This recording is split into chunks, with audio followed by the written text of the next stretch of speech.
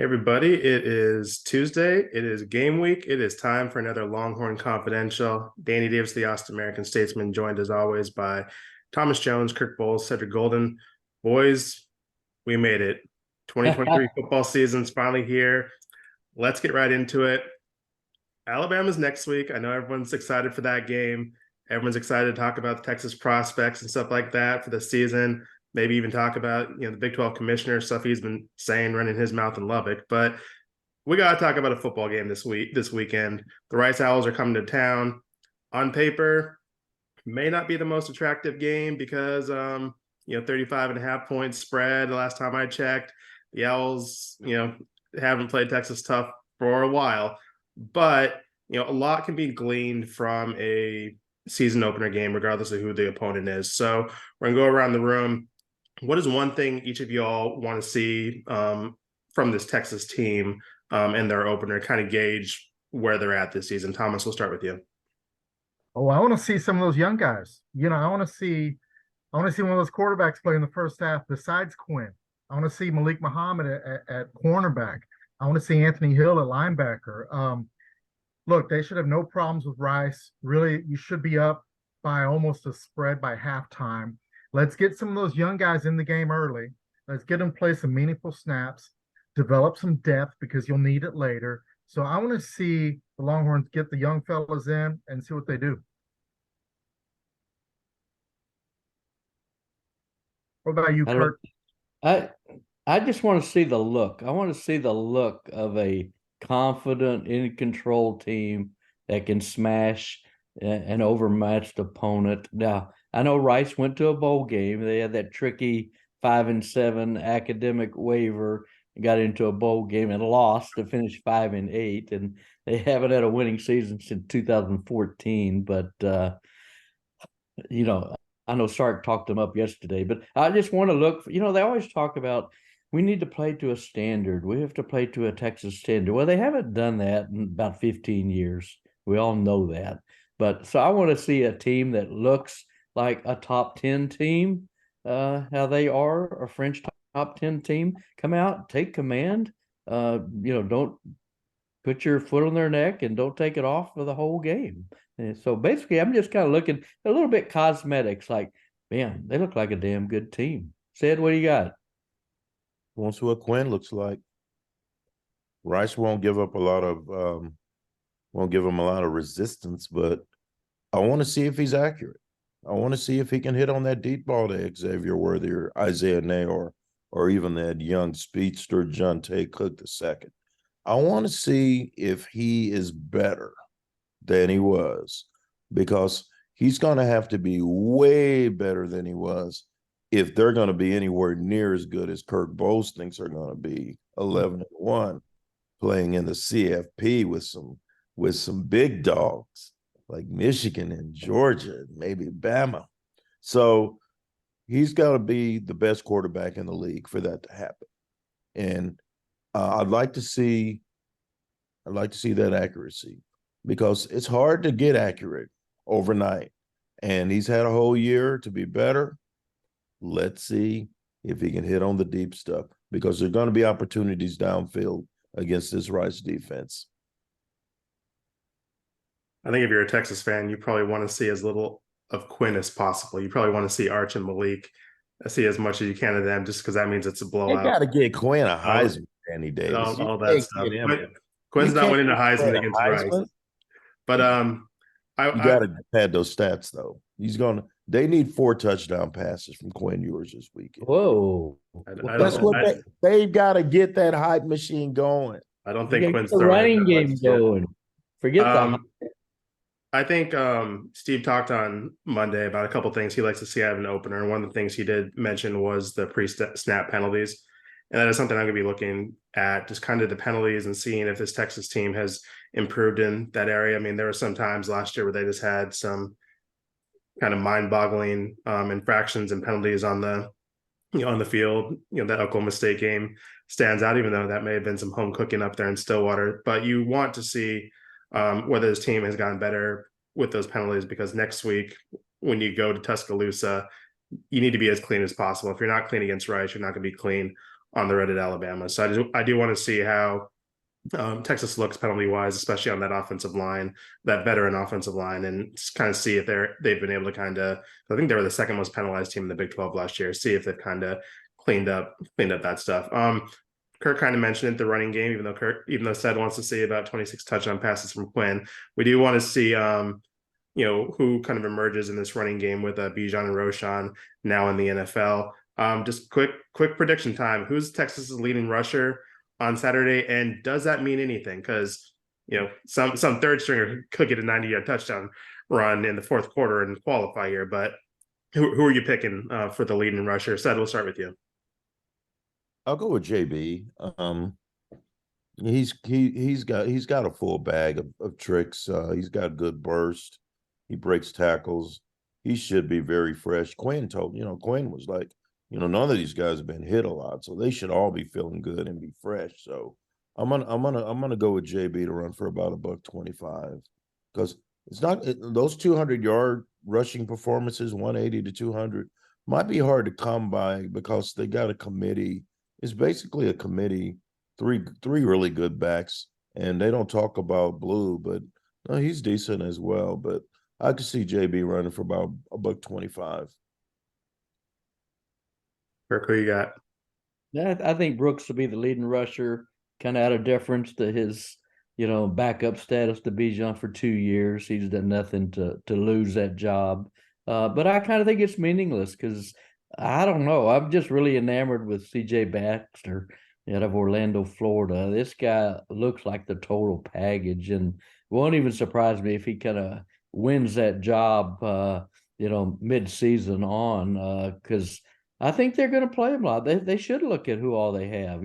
I think we all agree Keelan Robinson, undersized, fast as hell, is a change of pace back. He's not an ever down back. And they're a special teams guy. Yeah, he is. I think he's the fourth guy. He's the fourth musketeer, I think. Yeah, but I really think Baxter could win the job ultimately this year. I think he's got that kind of star talent. And so I don't really think the leading rusher would mean that much, at least from week one.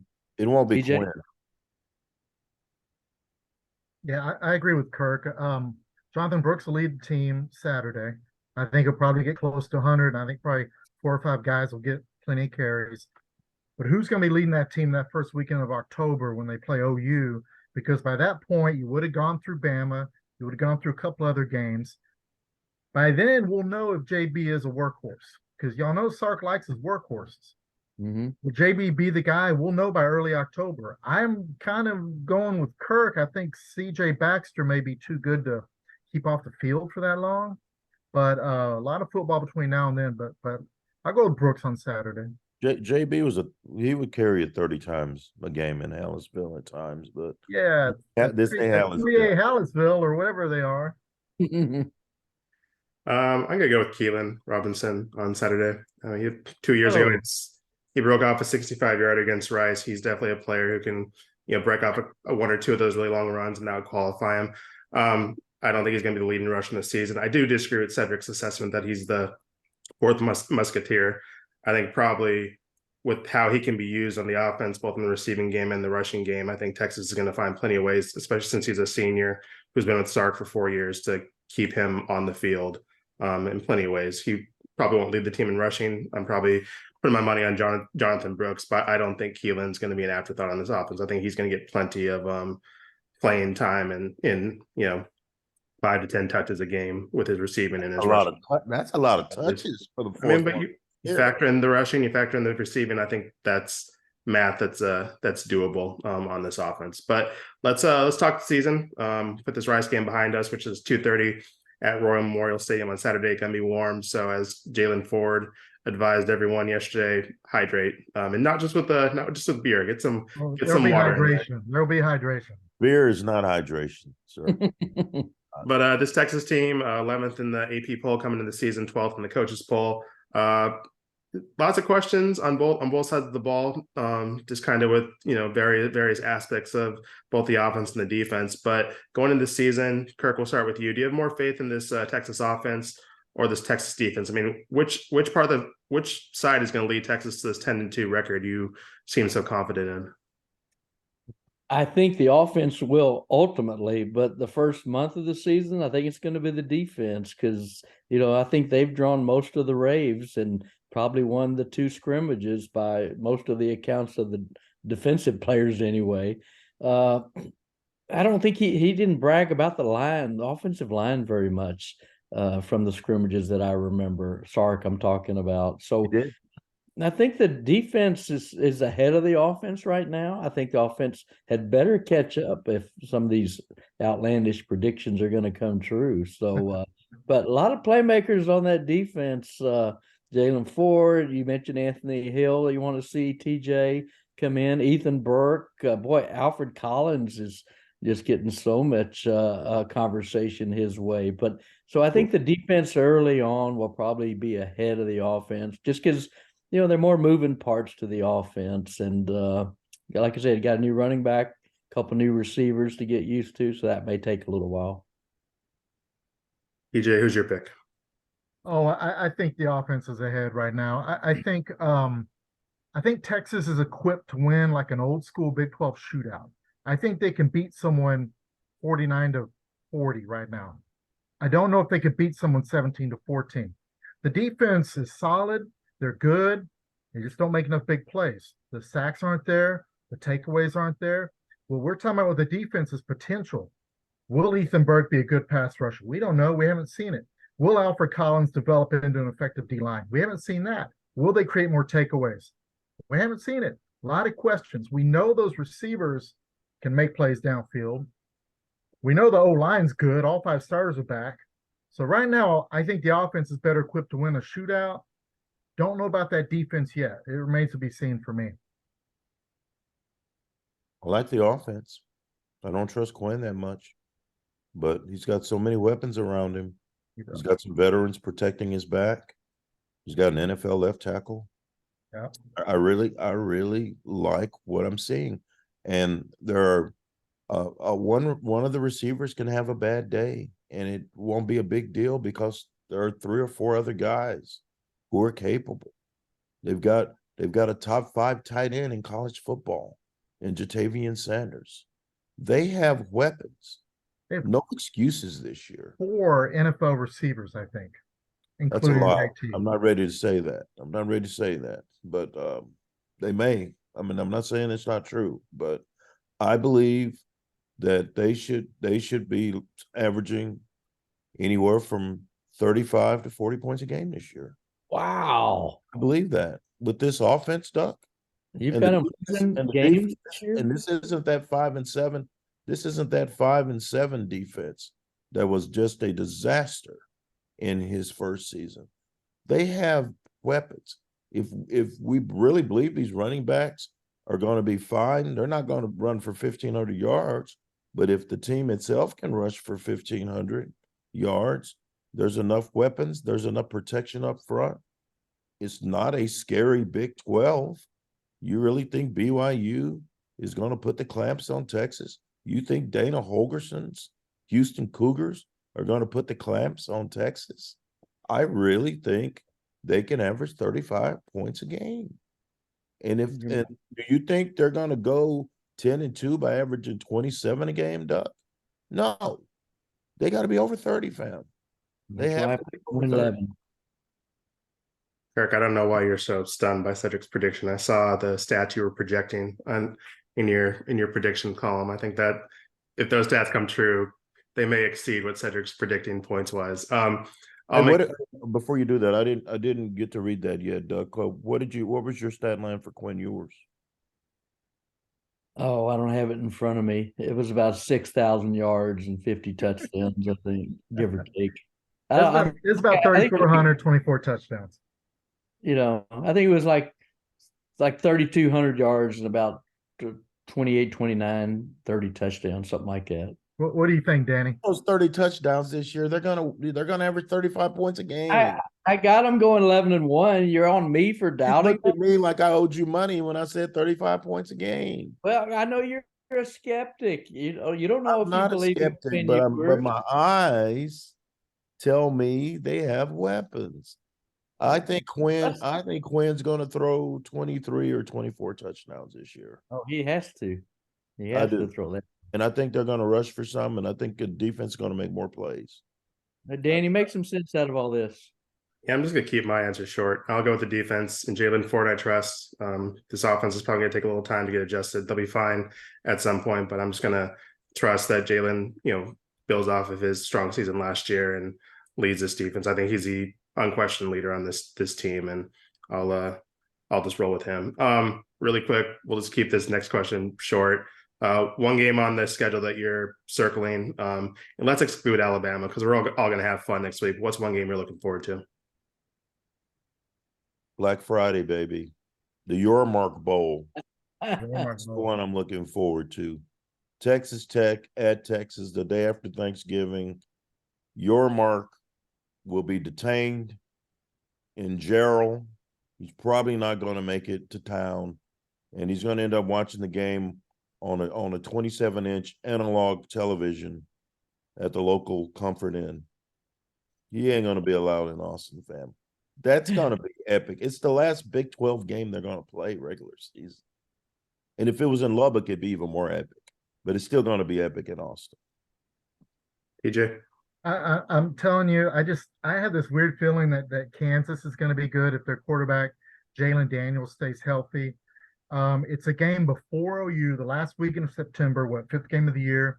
I think people are going to be overlooking Kansas visiting here, but that Jayhawk offense is legit. We're talking about this defense. If that defense isn't on point, Kansas can put up some points, and that could be a very much of a trap game for UT. I got my eye on TCU. That's the one loss I have for the Longhorns, and otherwise perfect, spectacular season. Yeah, road game in Fort Worth. Yeah, the Frogs have kind of always had their number. And a lot of teams lately have had their Texas number, but I think that'll be a tough one because TCU is almost as big a mystery team this year as they were last year. I think last year they had 18 starters back, and everybody's ready to give the quarterback job to Chandler Morris, who's probably going to be the guy this year, but Max Duggan beats him out. So I don't know. That's a good rivalry. Maybe Gary Patterson comes back, help start coach for a week, but kind of looking forward to that TCU tilt, naming Carter. What do you got, Danny? I'll go with Tech. And I know as journalists, we're not supposed to root for the teams we cover, but I really need the Longhorns to also put 60 on Wyoming, just for the Montana in me. I need that to happen. Isaiah Nair, we'll get him against his old team, and I'll leave the press box happy if that happens. Speaking of a receiver like Isaiah Nair or someone else who may come to mind, who is one Longhorn who we have not talked enough about this preseason? We've talked enough about Quinn, Jalen Ford, a couple of those other guys, Xavier Worthy, who's kind of flown under the radar for whatever reason. TJ, we'll go with you first. We talk about those new running backs and all that. Let's talk about the center. Jake Majors is back in that interior of the line. We talk about the tackles. There's some NFL talent out there, but that interior of the line is going to have to do some work for UT. And Jake Majors is the leader. All centers are the leader. So if he can have another solid season, I think he'll solidify that interior. And I think this O-line could even exceed their expectations, which are very high anyway. Ooh. Stead, since you were a little startled by that comment, why don't you go next? I haven't talked a lot about Jahdae Barron this year. Yeah. He's got star potential. He's a big play guy. He's a big hitter. He could be an enforcer on that back end. I really like how he played in the second half of last season. He's not lacking for confidence, and with some new faces back there, he's going to be one that's going to be able to help solidify that secondary and bring a sense of toughness and accountability. And he doesn't shy away from a camera or a challenge. He's one of my favorites to watch. I think he's going to be good this year. Kirk?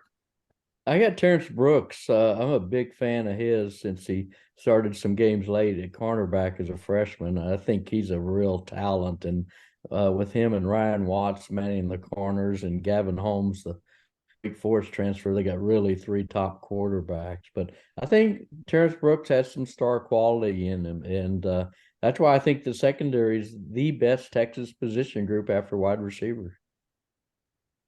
I'll match Cedric's answer. Jade, I think he's my second favorite Connolly Cougar behind our former colleague Gabrielle Munoz, who's we miss a lot Oh, of it's my statesmen. girl. Oh, it's my girl. Wow. Jade is a close second. Two defensive touchdowns last year. Has also scored on special teams in his career. So, like said, can make those big highlight plays. Is good in coverage, can hit. This year, they're looking at him to be more of a leader. He's one of the 5 they took up to Big 12 Media Days. So obviously his voice is respected in that locker room. So I expect big things from him, and a secondary that has question, but also has some veteran talent in it, which should be well needed. They may even get tested a little early this season with JT Daniels coming in to start his 16th season of college football. So we'll see how that goes on Saturday. I think at this point, predicting records are a little cliche. I think we all kind of know where Kirk's at. I think at one point or another, all of us have kind of set our record. I really only care about me. And so I'm going to ask the 3 of you the one question I care about. Am I going to avoid having to go to the Alamo Bowl this year? Is this Texas team going to go anywhere except for San Antonio at the end of the year? Or am I going back to the Riverwalk in December? What's our prediction for this Texas team and their bowl destiny? Remember the Alamo, Danny, because they're going back. Unless they get selected to the playoff, they're not going to go to the Sugar Bowl, which would usually take the Big 12 champ. This year, Sugar Bowl is part of the playoff. So Alamo Bowl is the next pick, and UT is going to win the Big 12, in my opinion. So it'll be the Alamo Bowl. And if not, Danny, it's something called the Pop-Tart Bowl, which I'm excited about what food we would get in the press box. But yeah, get used to the Riverwalk, baby. I think so. I don't know. You're showing your rookiness on the beat here, TJ. Sed and I, let us school you here. Texas is going back to the Rose Bowl, okay? The Rose Bowl and Sugar Bowl are 2 semifinal games, as you mentioned, TJ. You are right in doing so. Michigan's my number 1 pick. They'll run the table, and they'll get their first pick of bowl games, whether they want to go the Sugar or Rose.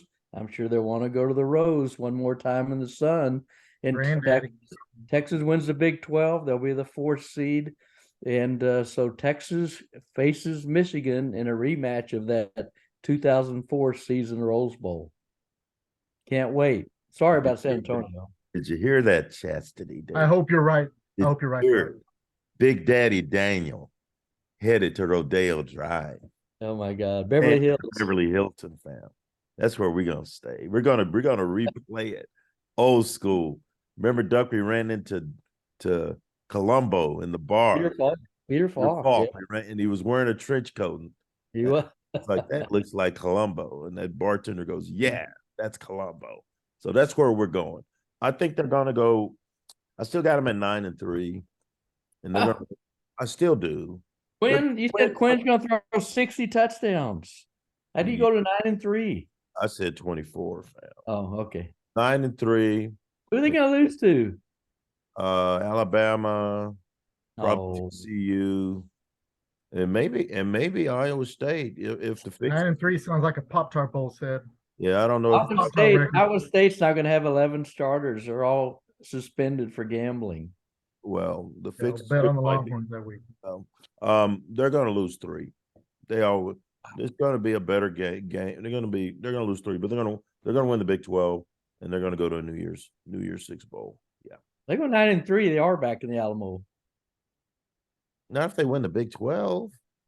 No, 9-3. The Big 12 as a Big 12 champion ever played in a non-New Year's 6. The Alamo Bowl has the 2nd pick of the Big 12 behind the Sugar Bowl if the Big 12 champ is in the playoff. Yeah, 2 Big 12 losses that probably would put them in the Alamo Bowl. You think so? Yeah. What do you got, Danny? He's broken because of what Thomas said.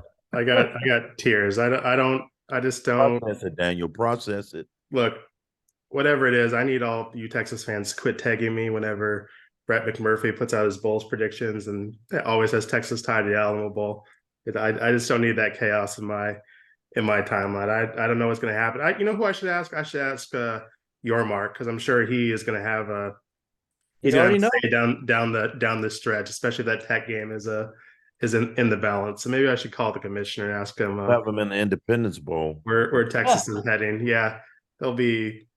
We always get those. What's the bowl that's in Memphis? The Liberty Bowl. We always have the Liberty Bowl. Liberty, Reps stopping by to That give guy us. always shows up, and we try not to make eye contact with him.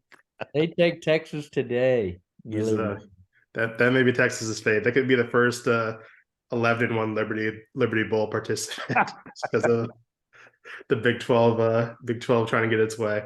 But yeah, obviously, as we spoke about, big football game on Saturday, first of the season. Be fun to get back out there, see some football. Not the only show in town. There's a pretty busy week on campus.